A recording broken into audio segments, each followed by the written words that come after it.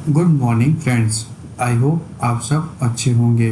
आपका स्वागत है आपके अपने YouTube channel current affairs for exam में। चलिए आज दिनांक 12/8/2024 की प्रश्नावली शुरू करते हैं। निम्नलिखित में से किसने नेट्स 2.0 पोर्टल लॉन्च किया है? श्री नरेंद्र मोदी, श्री अमित शाह, श्री राजनाथ सिंह, श्री धर्मेंद्र प्रधान। इसका सही जवाब है श्री धर्मेंद्र प्रधान। हाल ही में केंद्रीय शिक्षा मंत्री श्री धर्मेंद्र प्रधान जी ने राष्ट्रीय प्रशिक्षण पोर्टल योजना अर्थात national apprenticeship training scheme nets 2.0 portal launch किया है। उन्होंने प्रत्यक्ष लाभ हस्तांतरण मोड के माध्यम से प्रशिक्षकों को 100 करोड़ रुपए का वजीफा भी वितरित किया है।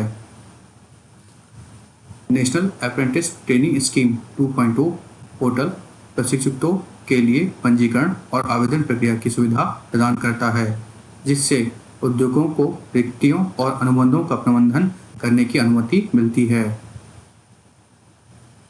इसे शिक्षा मंत्रालय ने AICTE और प्रशिक्षण व्यवहारिक प्रशिक्षण बोर्ड के साथ मिलकर विकसित किया है। चलिए अगले प्रश्न पर आते हैं। 2023 में वैश्विक कृषि निर्यात में भारत की रैंकिंग क्या है? 8, 9, 10, 11। इसका सही जवाब है 8। भारत ने 2023 में कृषि उत्पादों के 8वें सबसे बड़े वैश्विक निर्यातक के रूप में अपनी स्थिति बरकरार रखी है। चलिए अगले प्रश्न पर आते हैं। प्रत्येक वर्ष विश्व हाथी दिवस कब मनाया जाता है? 11 अगस्त, 12 अगस्त, 13 अगस्त, 14 अगस्त। इसका सही जवाब है 12 अगस्त। विश्व हाथी दिवस हर साल 12 अगस्त को मनाया जाता है। विश्व हाथी दिवस जंगल में एशियाई और अफ्रीकी हाथी की स्थिति के बारे में जागरूकता बढ़ाने के लिए मनाया जाता है। इस वर्ष विश्व हाथी दिवस का थीम है personifying pre historic beauty, theological relevance, environmental importance. विश्व हाथी दिवस 2011 में 2 कनाडाई फिल्म निर्माताओं पैट्रिसिया सिम्स और Thailand elephant registration reintroduction foundation द्वारा बनाया गया था और पहली बार 12 अगस्त 2012 में मनाया गया था। चलिए अगले प्रश्न में आते हैं। निम्नलिखित में से किस कंपनी को एसेट रिस्ट्रक्चर कंपनी लॉन्च करने के लिए RBI की मंजूरी मिल गई है? Nahar capital, Muthoot care, Startek finance, Shriram capital. इसका सही जवाब है श्रीराम कैपिटल।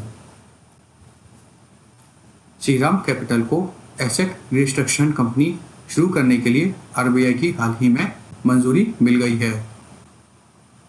चलिए अगले प्रश्न पर आते हैं।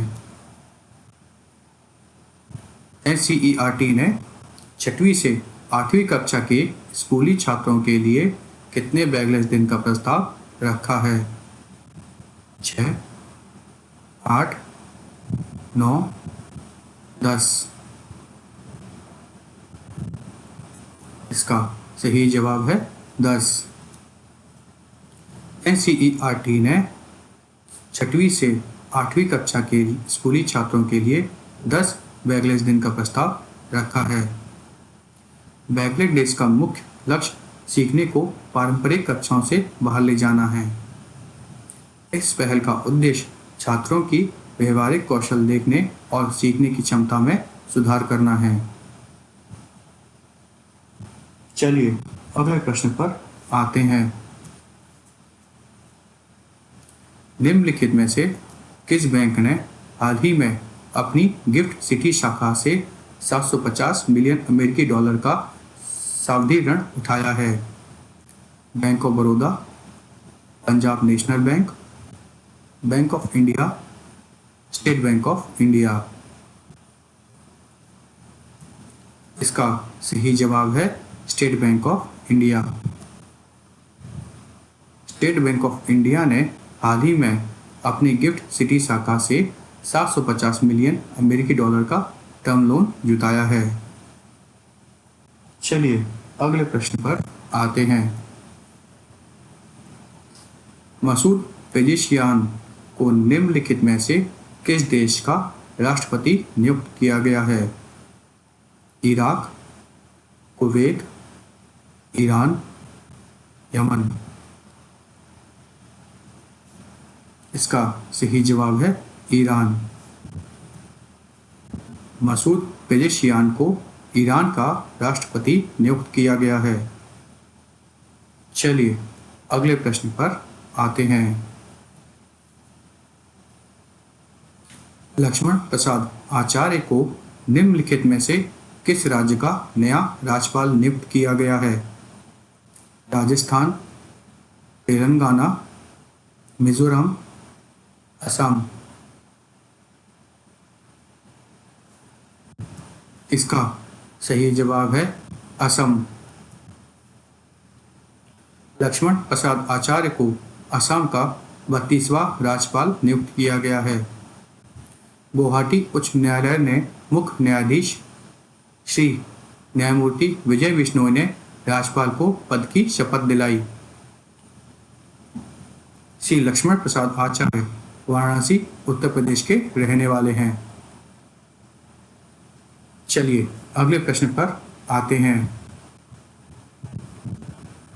निम्नलिखित में से किस कंपनी ने सर्च जीपीटी लॉन्च किया है? Google, Apple, open AI, Meta. इसका सही जवाब है ओपन एआई। ओपन एआई ने सर्च जीपीटी लॉन्च किया है। सर्च जीपीटी सबसे अलग है क्योंकि यह आपको स्रोतों के लिंक के साथ आपके खोज परिणामों का सारांश देता है। चलिए अगले प्रश्न पर आते हैं। हाल ही में निम्नलिखित में से किस देश के शैडो गोल्ड माइंस को यूनेस्को की विश्व विरासत सूची में जोड़ा गया है? Japan, Vietnam, Poland, Estonia. इसका सही जवाब है जापान। हाल ही में जापान शैडो गोल्ड माइंस को यूनेस्को की विश्व विरासत सूची में जोड़ा गया है। यह समावेशन द्वितीय विश्व युद्ध के दौरान जबरन श्रम के ऐतिहासिक संदर्भ के कारण महत्वपूर्ण है, जहां कोरियाई मजदूरों को कठोर परिस्थितियों में काम करने के लिए नियुक्त किया गया था। फ्रेंड्स, आज का सेशन यहीं समाप्त होता है। आपको हमारा सेशन कैसा लगा कमेंट करके बताइएगा तथा लाइक एवं सब्सक्राइब अवश्य कीजिएगा। धन्यवाद।